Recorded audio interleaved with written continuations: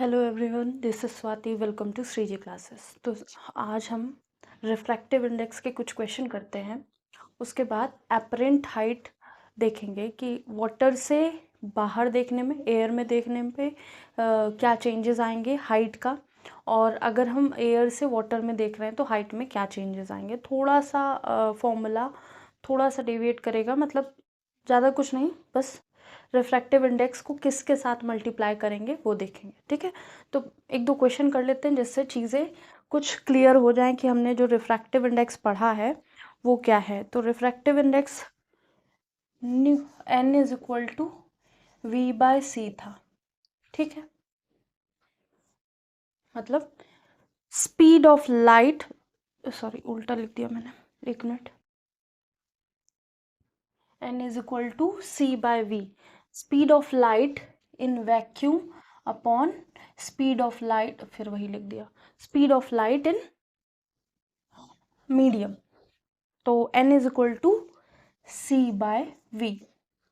ठीक है, ये है हमारा रिफ्रैक्टिव इंडेक्स। अगर हमें किसी का रिफ्रैक्टिव इंडेक्स गिवन है तो हम उसकी स्पीड भी निकाल सकते हैं। ठीक है, तो दो क्वेश्चन करते हैं।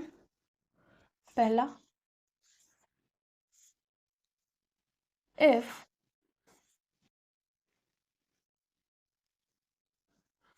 रिफ्रैक्टिव इंडेक्स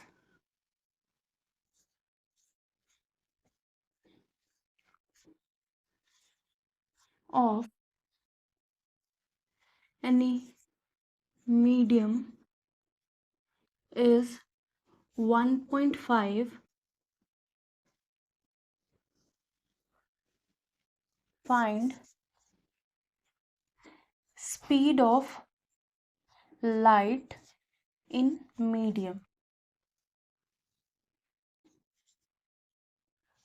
या फिर ऐसे भी लिख सकते हैं, refractive index is 1.5 and find the speed of medium, find the speed of light in medium. ये है फर्स्ट क्वेश्चन। सेकंड है,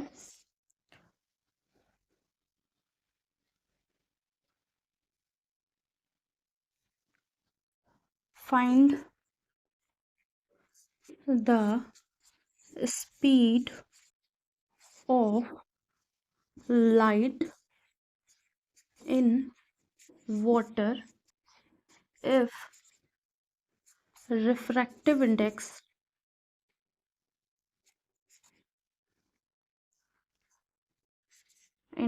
is 1.5। तो जो रिफ्रैक्टिव है इंडेक्स हमारा है, उसकी कोई यूनिट नहीं होती, यूनिट लेस होता है क्योंकि ऊपर भी स्पीड है नीचे भी स्पीड है दोनों, तो रिफ्रैक्टिव इंडेक्स यूनिट लेस होगा। 1 मिनट देते हैं, आप इसको सॉल्व करिए। ठीक है, फॉर्मूला हमारे पास लिखा हुआ है, तो इस पूरे चैप्टर की प्लेलिस्ट बनी हुई है, आप चाहें तो देख सकते हैं। और सारे टू द पॉइंट चीज़ें कराई जा रही हैं, कोई भी चीज़ें एग्जैजरेट नहीं की जा रही हैं, ना ही कोई चीज़ें ऐसे एक्स्ट्रा में फालतू में पढ़ा दी जा रही हैं। ठीक है, जो इम्पोर्टेंट है वही पढ़ाया जाता है। बाई चांस हो सकता है केमिस्ट्री में कुछ चीज़ें एक्स्ट्रा पढ़ा दी गई हों, लेकिन फिज़िक्स में जो कॉन्सेप्ट है वही है पूरा। ठीक है, कहीं से कुछ भी अलग नहीं, क्वेश्चंस आते हैं, ऐसा नहीं है कि नहीं आते हैं। ठीक है,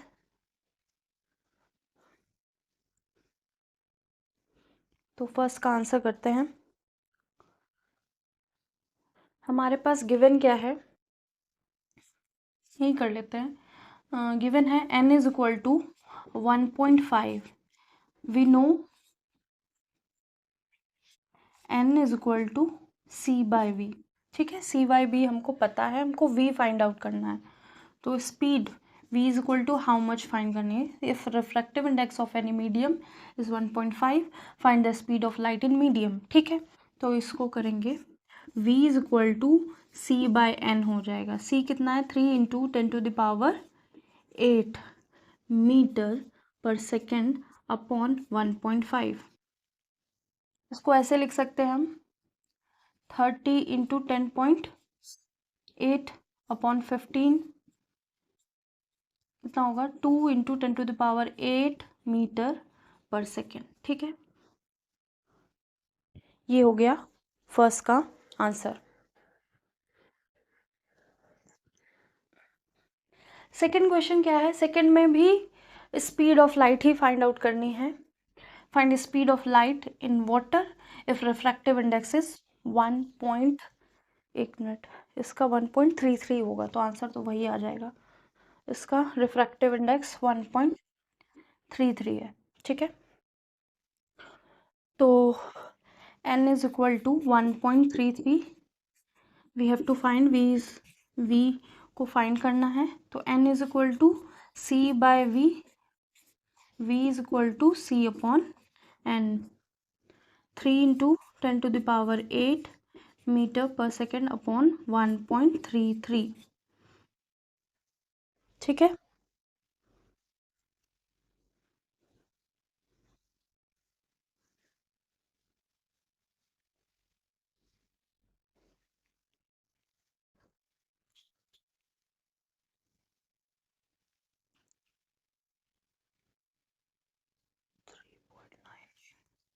तो 2 पॉइंट समथिंग आएगा इसमें भी, 2.2 या 2.4 लिख लेते हैं, 10⁸ मीटर पर सेकेंड।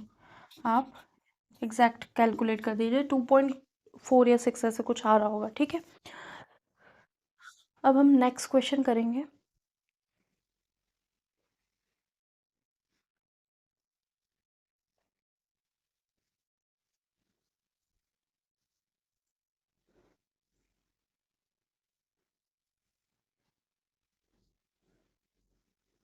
अगर हम रिलेटिव रिफ्रैक्टिव इंडेक्स निकाल रहे हैं, किसी के रिस्पेक्ट में निकाल रहे हैं, कि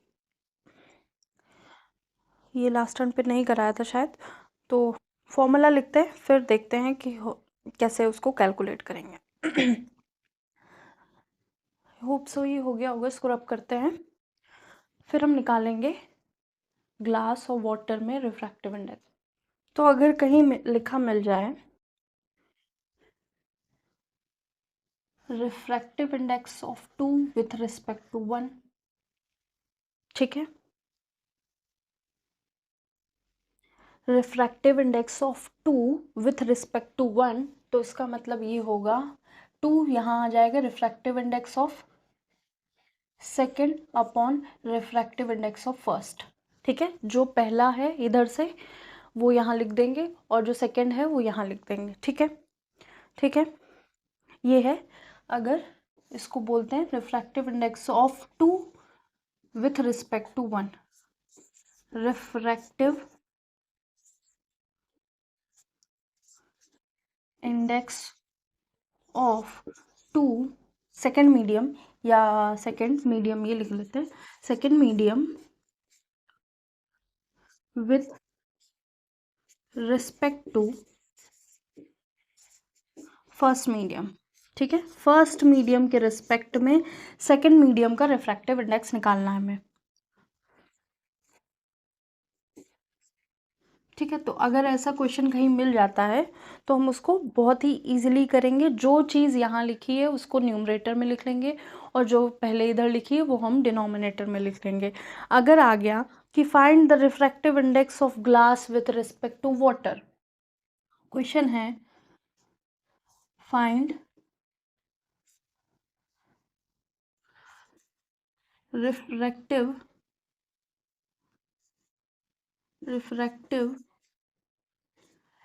index of glass with respect to water, with respect to refractive index of water,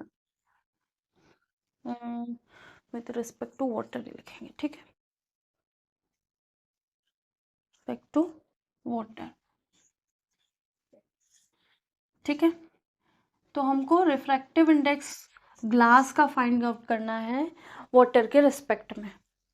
तो इसको हम कैसे लिखेंगे, पहले लिखेंगे रिफ्रैक्टिव इंडेक्स किसका चाहिए हमको, ग्लास का, किसके रिस्पेक्ट में, वाटर के रिस्पेक्ट में।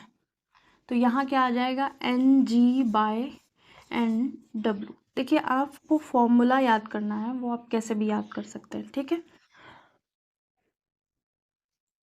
तो ग्लास का रिफ्रैक्टिव इंडेक्स क्या होता है, 1.5 और इसका 1.33, या फिर फ्रैक्शन में दिया होगा, क्या दिया होगा, 3/2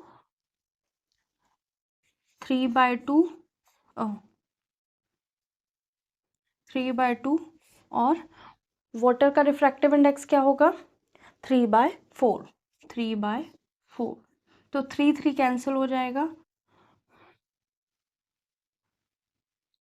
इसको 3/2 इंटू 4/3 कर सकते हैं, 3 कैंसिल हो जाएगा तो ये 2 के बराबर आ जाएगा। ठीक है, तो रिफ्रैक्टिव इंडेक्स ऑफ, नहीं, 1 मिनट, 3/2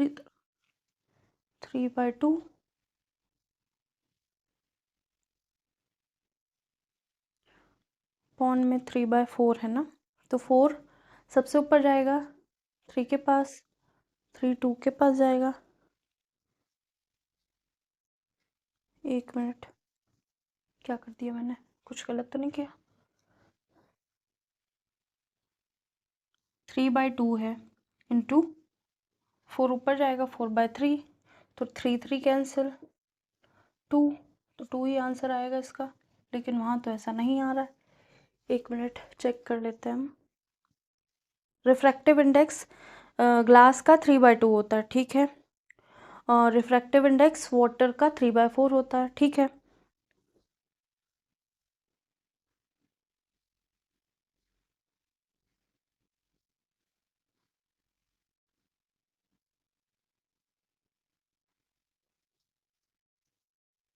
एक मिनट, इसको रब करते हैं, फिर से लिखते हैं। का रिफ्रैक्टिव इंडेक्स 1.5 और 1.33 होगा, तो 1.127, ठीक है, 12 लिख सकते हैं। तो refractive index of glass with respect to water 1.12 आएगा, ठीक है। तो ये है हमारा क्वेश्चन रिलेटिव रिफ्रैक्टिव इंडेक्स का। तो अगर कोई पूछ दे find the refractive index of vacuum with respect to glass, ठीक है, तो find refractive index of glass, लिख लेते हैं, glass with respect to vacuum, ठीक है। तो हमारे पास फॉर्मूला तो वही है, ठीक है। तो हमें क्या निकालना है, रिफ्रैक्टिव इंडेक्स ऑफ ग्लास किसके रिस्पेक्ट में, वैक्यूम के रिस्पेक्ट में, तो Ng/Nv हो जाएगा। वैक्यूम का लास्ट टर्न पे लिखाया था कि रिफ्रैक्टिव इंडेक्स 1 था और Ng का कितना होगा 1.5, तो ये 1.5 के बराबर आ जाएगा, ठीक है। तो वैक्यूम के रिस्पेक्ट में देखेंगे तो वही आ जाएगा जो रिफ्रैक्टिव इंडेक्स होता है एलिमेंट्स का, ग्लास का या मीडियम का, ठीक है, ठीक है।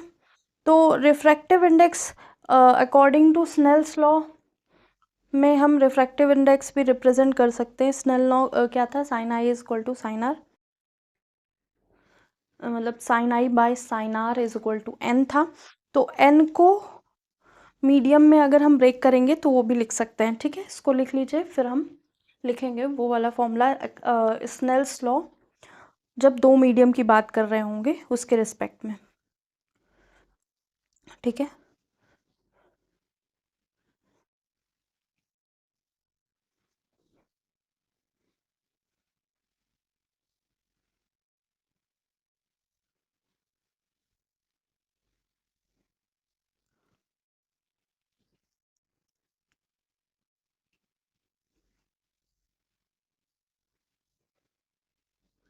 अब से हो गया होगा, इसको रब करते हैं।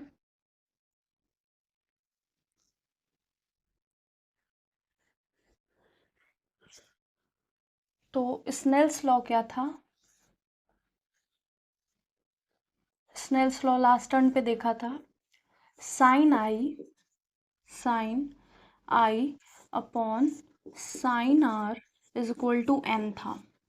तो इसको लिख सकते हैं N2/N1, ठीक है।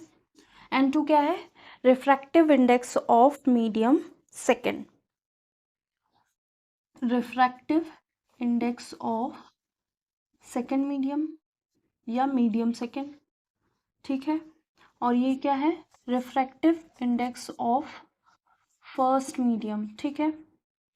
ये हो गया हमारा सेकेंड रिफ्रैक्टिव इंडेक्स। तो स्नेल्स लॉ को ऐसे भी लिख सकते हैं, n1 sin i equals to n2 sin r, ठीक है। ये हो गया हमारा स्नेल्स लॉ। अगर हम दो मीडियम ले रहे हैं और उसमें क्या है, refractive index of medium 1 with respect to medium 2, इस n2/n1 का मतलब तो ये लिख रहे थे ना, n2 क्या था, यहाँ 2 लिख देंगे और यहाँ 1 लिख देंगे, तो इसको क्या बोलेंगे, इसको यही बोलेंगे ना, refractive index of 2 with respect to 1, ठीक है। Refractive index of medium second with respect to medium 1, तो वही है ये हमारा फॉर्मूला, स्नेल्स लॉ में कन्वर्ट कर लिया है। और अब हम एक क्वेश्चन कर लेते हैं, एक और रिलेशन लिख लेते हैं, ये तो एक और रिलेशन लिख लेते हैं। इसमें क्या है कि हम एक और रिलेशन है, स्नेल लॉ में sine i by sine r लिखते हैं, ठीक है। इसको हम n2/n1 लिखते हैं, ठीक है। यही लॉ वेवलेंथ से भी रिलेटेड है, यही वेलोसिटी से भी रिलेटेड है, ठीक है। तो वेवलेंथ क्या हो जाएगी, λ1/λ2 और वेलोसिटी 1/वेलोसिटी 2, ठीक है। तो रिफ्रैक्टिव इंडेक्स जब हम लेंगे तो रिफ्रैक्टिव इंडेक्स के इन्वर्सली प्रोपोर्शनल है वेवलेंथ या लैम्डा, और रिफ्रैक्टिव इंडेक्स के ही इन्वर्सली प्रोपोर्शनल है velocity of the frequency. Light की ही तो बात हो रही है, लाइट की क्या होती है, वेवलेंथ होती है, कुछ पर्टिकुलर फ्रीक्वेंसी होती है, फ्रीक्वेंसी क्या होगी, n is directly proportional to frequency. ये फ्रीक्वेंसी, ऐसा कर्व बना लेना थोड़ा सा, ठीक है। ये है फ्रीक्वेंसी और ये क्या है, वेलोसिटी, वेलोसिटी के इन्वर्सली प्रोपोर्शनल है क्या, रिफ्रैक्टिव इंडेक्स। तो ये हो गया 1 2 3 3, वैसे तो ये एक ही है, पहले कर चुके हैं, ये वाला न्यू है, तो इसको आप लिख लीजिए। तो फॉर्मूला क्या होता है, साइड में लिख लेते हैं, n इज इक्वल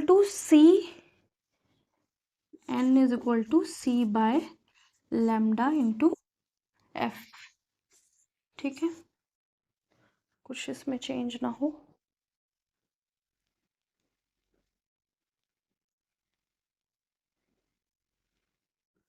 ठीक है।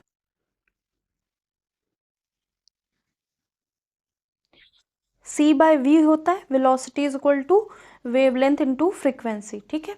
v क्या है, वेवलेंथ इंटू फ्रीक्वेंसी, और वो क्या होगी, न्यू के बराबर होगी।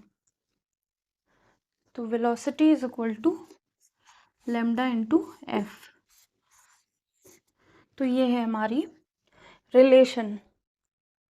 अब हम बात करेंगे एपरेंट हाइट की, ठीक है। दो फिगर है, कंपेयर करके बनाएंगे, चीज़ें अच्छी से समझ में आएंगी। अगर अलग अलग समझा दिया तो फिर से वही डाउट बना रहेगा, ठीक है,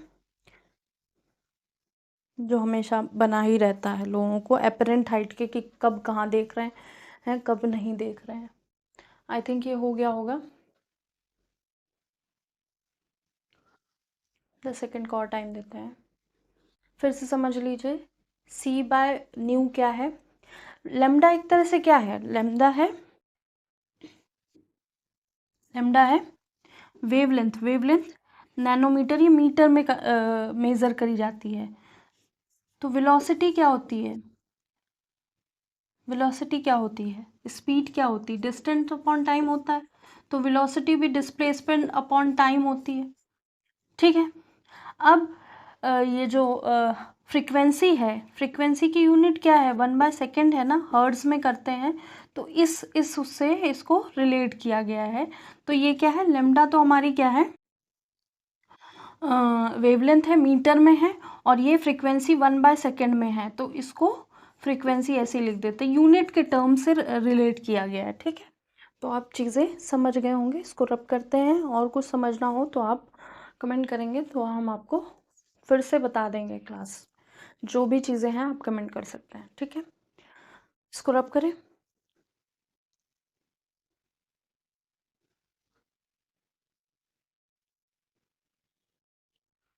तो एपरेंट हाइट चेक करनी है, डबल पी होगा।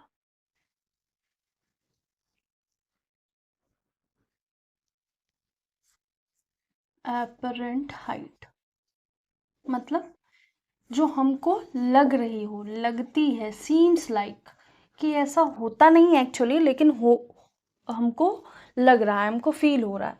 तो यहाँ क्या है, ये हमारा सी है और ये भी हमारा सी है या रिवर है, जो भी है, ठीक है।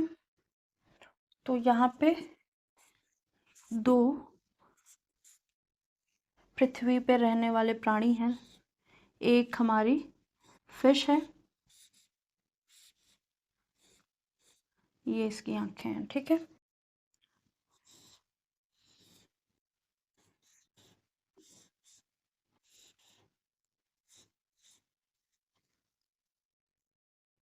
ठीक है। दूसरा है माई बर्ड है, ठीक है, जो देख रही है, कहाँ, अंदर देख रही है, उसको ये इस फिश का शिकार करना है, ठीक है। इसकी आंखें मैंने नहीं बनाई है, लेकिन इसको समझ जाएंगे कि ये नीचे ही देख रही है। दूसरी भी फिश हमने ऐसी ही बना दी, सॉरी, बर्ड। इसको जस्ट ऊपर बनाते हैं फिश के।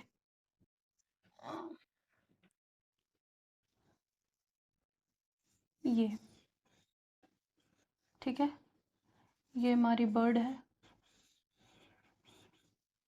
पहले में क्या है, फर्स्ट में क्या है, हम ये देखेंगे कि कहाँ से देख रहे हैं, वाटर से एयर में देख रहे हैं। फर्स्ट वाले में हमारी बर्ड देख रही है यहाँ से यहाँ पे, ठीक है। हमारी फर्स्ट वाले में वाटर से एयर, मतलब लिख लेते हैं, वाटर से एयर में देखना है, ठीक है। वाटर से एयर में देखना है, और यहाँ क्या करना है, एयर से, एरो पे ध्यान रखिएगा, ठीक है। यहाँ क्या देखना है, एयर से वाटर पे देखना है, ठीक है। एयर से वाटर या वाटर के अंदर देखना है, वाटर के अंदर देखना है। और यहाँ क्या लिख सकते हैं, वाटर से, वाटर के अंदर से, वाटर से एयर में देखना है, उसमें थोड़ा सा चेंज हो जाएगा तो फिर चीज़ें क्लियर रहेंगी, ठीक है। अब एयर से वाटर के अंदर देखना है, यहाँ पानी से एयर में देखना है, ठीक है। तो हमारी मछली क्या कर रही है, यहाँ से यहाँ देख रही, तो एक्चुअल हाइट तो ये हो गई जो हमें दिख रही है, ठीक है। तो एक्चुअल हाइट क्या है, फिश का डिस्टेंस ये हो गया डी एफ, ठीक है। और बर्ड का डिस्टेंस क्या हो गया, डी डैश बी, ठीक है, ठीक है। ये भी क्या हो गया, फिश का डिस्टेंस डी एफ, और ये डी डैश बी, बर्ड का डिस्टेंस, ये एक्चुअल डिस्टेंस है, ठीक है। लेकिन यहाँ तक है, ठीक है, ये एरो यहाँ तक है। अभी ये वाला कॉन्सेप्ट समझ लीजिए, अभी कैसे लाइन डाइवर्ट हो रही है वो भी समझाएंगे। तो क्या है कि जब यहाँ से, जब हम क्या कर रहे होंगे, वाटर से एयर में देख रहे होंगे, तो एक्चुअल हाइट इंक्रीज कर जाएगी, यहाँ से डेंसर से रेयर और मीडियम में जा रहे हैं। मतलब अगर हमारी फिश ऐसे देख रही है और ये हमारी नॉर्मल है, तो ये क्या हो जाएगी, अगर ऐसे आ रही तो ये अवे फ्रॉम नॉर्मल हो जाएगी, ठीक है। तो डेंसर मीडियम है, तो एक्चुअल लेंथ जो है ना, वो क्या कर जाएगी, इंक्रीज कर जाएगी, एक्चुअल हाइट इंक्रीज कर जाएगी, ठीक है। तो इसका डायरेक्ट फॉर्मूला लिखते हैं, चीज़ें समझ में आएंगी। तो ये क्या है, फिश की डिस्टेंस है, और ये है हमारी बर्ड की डिस्टेंस, ठीक है। तो फिश और बर्ड की डिस्टेंस क्या है, वो कैसे लिखेंगे हम, ऐसे लिखेंगे इसको, x होना चाहिए, ये y, मतलब ये x है, ये y है, एक्चुअल में ये x है, ये y है, लेकिन distance between d dash B plus D F is equal to, क्योंकि मीडियम में कौन है, मीडियम में ये है, और यहाँ से यहाँ जा रही है, ठीक है। तो x की एज इट इज रख लेंगे, और एन वाई लिख लेंगे। तो रिफ्रैक्टिव इंडेक्स ऑफ किसका होगा, यहाँ पे वाटर का ही यूज होगा, लेकिन हम क्या करेंगे, मल्टीप्लाई वाई के साथ कर देंगे। तो हाइट ऑफ बर्ड एक्चुअल में ये है, लेकिन हमको दिख रही है, ठीक है, sorry, height of bird actual में ये है, लेकिन हम लोगों को दिख रही है इतनी दूर, हाइट ऑफ फिश इतनी है एक्चुअल में, लेकिन हमको दिख इतनी रही है। इसको फिर से समझाएंगे, हम लोग कहाँ से देख रहे हैं, हम लोग यहाँ से यहाँ देख रहे हैं, सी, यहाँ से हमारी आंखें या फिश की आंखें यहाँ हैं, तो फिश बच के निकल जाएगी, ठीक है, यहाँ से यहाँ देख रहे हैं, या फिर हम इसको ऐसे आंखें ऊपर बना देते हैं ऐसे, और यहाँ पे क्या है, बर्ड हमारी ऊपर से नीचे देख रही है फिश की ओर। तो यहाँ डिस्टेंस क्या हो जाएगा, यहाँ क्या हो जाएगा, यहाँ केवल फर्क आएगा D dash B plus D F is equal to, जब हम ऊपर से नीचे देखेंगे, जब हम ऊपर से नीचे देखेंगे तो रिफ्रैक्टिव इंडेक्स y का तो वही रहेगा, y डिस्टेंस तो वही रहेगी, लेकिन x की चेंज हो जाएगी, ठीक है, x की डिस्टेंस हमको चेंज हुई दिखेगी। अब देखो फिर से देखते हैं, क्या है, हमारी बर्ड यहाँ है, एक्चुअल डिस्टेंस y है, हमारी फिश यहाँ है, एक्चुअल डिस्टेंस x है, ठीक है। अब हमने क्या करना है कि हमको डिस्टेंस देखना है। अगर हम कहाँ से देख रहे हैं, पानी से बाहर देख रहे हैं, तो यहाँ के डिस्टेंस में चेंज नज़र आएगा, तो इसमें हमने मल्टीप्लाई कर दिया किसका, रिफ्रैक्टिव इंडेक्स का, ठीक है। और जब हम ऊपर से नीचे देख रहे हैं तो ये इसका मीडियम यहाँ है ना, तो इस पे चेंज दिखेगा, इसकी हाइट पे ज़्यादा चेंज दिखेगा, तो हमने रिफ्रैक्टिव इंडेक्स से डिवाइड कर दिया किसका, x का, जो एक्चुअल डिस्टेंस है x, ये हमारी x है डिस्टेंस, और यहाँ पे ये y है, तो उस डिस्टेंस को, तो यहाँ क्या होगी, फिश हमको उठी हुई दिखाई देगी, और यहाँ क्या होगा, बर्ड हमको दूर दिखाई देगी, क्योंकि डेंसर से रेयरर जा रहे हैं, और यहाँ रेयरर से डेंसर आ रहे हैं। तो यहाँ पे एक्चुअल हाइट इंक्रीज कर जाएगी, तो लिख लेते हैं एक्चुअल हाइट इंक्रीजेस, ठीक है। जब हमने पानी से बाहर देखा तो बर्ड की एक्चुअल हाइट ये थी, मतलब वाई होनी चाहिए थी, लेकिन डी भी दिख रही थी हमको, ज़्यादा दिख रही थी दूर, ठीक है। और यहाँ पे क्या होती है, यहाँ पे होगा एक्चुअल हाइट डिक्रीज, और जब हम बाहर से अंदर देख रहे होंगे, मतलब बर्ड हमारी फिश को देख रही हो, तो उसको पास दिख रही होगी फिश, ठीक है। जैसे हम क्या करते हैं, लेमन ग्लास जार के अंदर पानी भर देते हैं, और उसके अंदर लेमन रख देते हैं, तो लेमन हम लोगों को क्या करते हैं, बहुत बड़े बड़े दिखते हैं, लेकिन जब एक्चुअली वो निकाल के हम लोगों को नींबू सोडा बना के देते हैं, तो वो छोटे छोटे नींबू होते हैं, ठीक है। अब हम जो एक्चुअल में चीज़ें होती है, जैसे बेंडिंग ऑफ पेंसिल देखते हैं, स्केल रख दिया जाता है, पेंट ब्रश रख दिया जाता है, तो वो वाला सीन समझेंगे, ठीक है। इसको देखिए, इसमें जो कहानी आपको समझ में आई आप लिख सकते हैं। उसके बाद हम वो जो बेंडिंग ऑफ लाइट जो हम देखते हैं एक्चुअली, वो समझेंगे। मुझे पहले वही कराना चाहिए था, लेकिन दिमाग में ये आ गया तो मैंने ये करा दिया, ठीक है।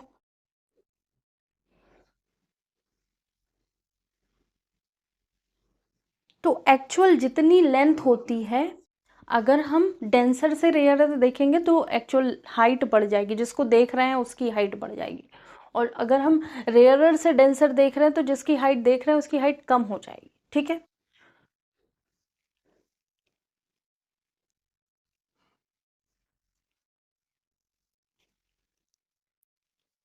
इसको रब करते हैं, आगे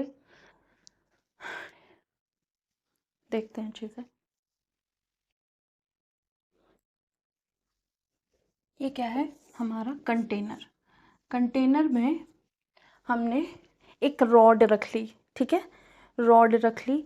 तो हमको वो रॉड की, अब यहाँ हमने भर दिया पानी, ठीक है, पानी भर दिया या कोई विस्कस मीडियम भर दिया, पानी से शहद जैसा कुछ भर दिया, ठीक है।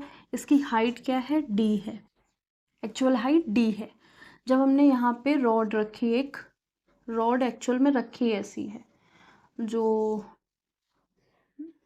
एपरेंट वो जो दिखेगा ना उठा हुआ थोड़ा रॉड, वो मैं क्या करूँगी, ब्लू से दिखा दूँगी, ठीक है। तो अब क्या है, ये रॉड ऐसी रखी है, ठीक है। तो जो हमारी आई है वो यहाँ है,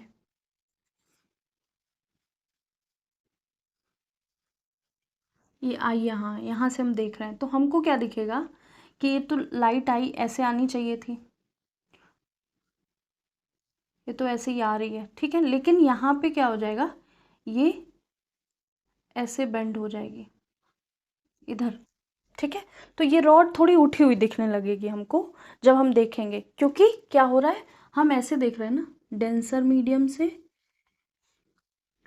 रेयरर मीडियम में, ठीक है। तो यहाँ से तो दूर हो गया, यहाँ पास था, तो जैसे ही रेयरर मीडियम में जाएगी तो ये जो एंगल है ना नॉर्मल और इसके बीच का, ये एंगल बढ़ जाएगा, ठीक है। जब हम इसको आगे ज्वाइन करेंगे तो ये यहाँ मीट करेगा, लेकिन एक्चुअल में ये कहाँ है, ये इसको ऐसे लाएं आगे तो ये यहाँ है, ठीक है। तो ये रॉड हमको ऐसे उठी हुई दिखेगी, ऐसे इस पॉइंट पे दिखेगी या बेंडेड दिखेगी, ठीक है, टेढ़ी हुई दिखेगी यहाँ से, इस जगह से। इतनी ज़्यादा उठी हुई नहीं दिखती है, लेकिन फिर भी दिखती है। तो यहाँ पे जब ऐसा है कि यहाँ से लाइट बाहर जा रही है, तो भी अवे फ्रॉम नॉर्मल जा रही है, ठीक है, जैसी जा रही थी उससे थोड़ा बेंट हो गई। और यहाँ क्या लाइट हुई, यहाँ पे भी बेंट हो गई, तो जो हमें दिख रहा है वो ऐसा दिख रहा है, ठीक है। लेकिन एक्चुअल में क्या है, ये यहाँ ऐसा होना चाहिए, ठीक है। इसको लाइट रे या रे के फॉर्म में देख सकते हैं हम। ये हमारा लिक्विड भरा हुआ है, तो लाइट आई, यहाँ क्या था, टूवर्ड्स द नॉर्मल, ठीक है, टूवर्ड्स द नॉर्मल हो गया। यहाँ पे एंगल, ये जो एंगल है उससे ये वाला एंगल कम हो गया। जो हम इधर से देख रहे हैं, इधर से देख रहे हैं हम, तो ये क्या है, यहाँ से देख रहे हैं ना, यहाँ से वाटर से एयर में देख रहे हैं, तो ये जो लाइट यहाँ आनी चाहिए, एक्चुअल में ऐसी जानी चाहिए, तो वो कैसी हो गई, अवे फ्रॉम द नॉर्मल हो गई, ठीक है, अवे फ्रॉम द नॉर्मल, तो हमको ऐसी दिख रही है। इसकी आई बनाते हैं यहाँ, ठीक है। तो ये अवे फ्रॉम द नॉर्मल हो गई, तो यहाँ से ये वाला एंगल बढ़ गया। अब एक्चुअली इसको हम ऐसे एक्सटेंड करेंगे, इसको ऐसे एक्सटेंड करेंगे और ये वाली ऐसे एक्सटेंड करेंगे, तो जो रे यहाँ मीट करी वो एक्चुअली यहाँ मीट करती हुई दिखेगी, ठीक है। अगर ये यहाँ से यहाँ जा रही है और यहाँ से यहाँ देख रहे हैं, ऐसे देख रहे हैं, हम देख तो उधर से रहे हैं और लाइट इधर से आ रही है, ठीक है। तो या तो ये एरो कहीं भी बना लो, दिखेगा तो वैसे ही ना। तो एपरेंट हाइट कौन सी हो गई, ये वाली हो गई, ये हो गई हमारी डी डैश या एपरेंट हाइट,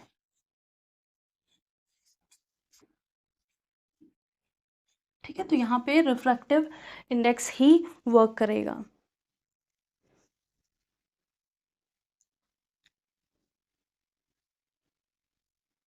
ठीक है। तो अब फॉर्मूला क्या हो जाएगा, apparent height is equal to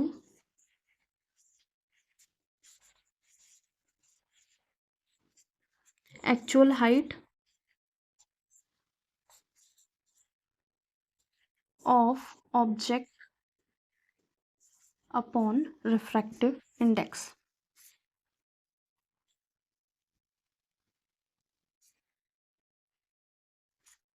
index of medium, ठीक है, ये हो गया मीडियम या लिक्विड। तो D dash is equal to D by N. तो ये हो गया हमारा एपरेंट हाइट का फॉर्मूला, ठीक है।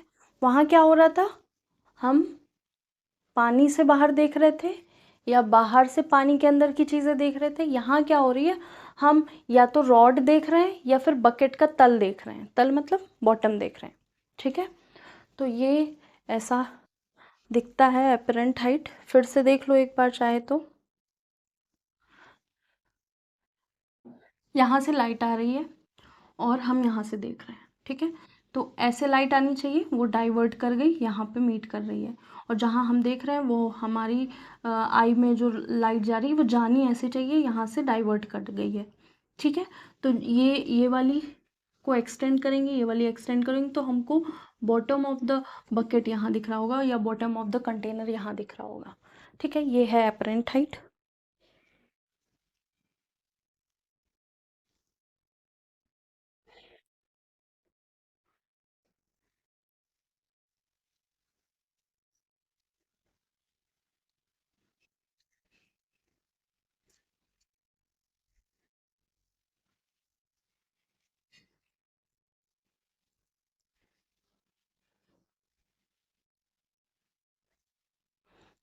और जब फिश वाले की बात करेंगे तो D dash is equal to D F plus D B, D B dash था, ये ऐसे भी लिख सकते हैं, ठीक है। एपरेंट हाइट, वहाँ पे हाइट ऑफ द बर्ड पूछी जाएगी तो इसकी बात करेंगे, हाइट ऑफ द फिश पूछी जाएगी तो ये बात करेंगे, अगर एपरेंट हाइट पूछी जाएगी तो इसकी बात करेंगे, ठीक है।